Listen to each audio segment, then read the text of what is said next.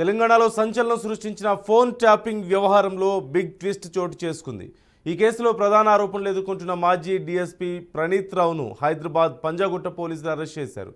Special intelligence branch అదనపు SP D Ramesh ఇచ్చినటువంటి ఫిర్యాదు మేరకు ప్రణీత్ రావుపై నాన్ బెయిలబుల్ కేసులు నమోదు కావడంతో సిరిసిల్ల పోలీస్ క్వార్టర్స్లో అదుపులోకి తీసుకుని హైదరాబాద్కు తరలించారు.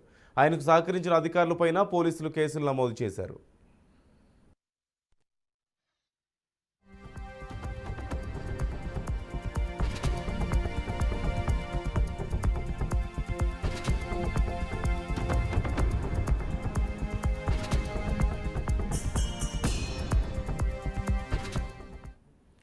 గత ప్రభుత్వ హయాంలో ఎస్బీఐ విభాగంలో ప్రణీత్ రావు కీలక పోస్టులో ఉన్నారు. తెలంగాణ స్పెషల్ ఇంటెలిజెన్స్ బ్యూరోలో డీఎస్పీగా పనిచేశారు.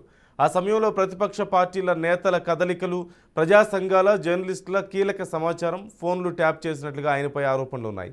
సేకరించిన సమాచారాన్ని ఎస్బీఐ లాకర్లో భద్రపరిచి ఎన్నికల ఫలితాలు వెలువడిన వెంటనే రికార్డులు, ఆధారాలను ధ్వంసం చేసినట్లుగా పోలీసులు గుర్తించారు. పెద్ద ఎత్తున హార్డ్ డిస్క్లను ధ్వంసం చేయడంతో పాటుగా డాక్యుమెంట్లను తగలబెట్టినట్లుగా అనుమానిస్తున్నారు.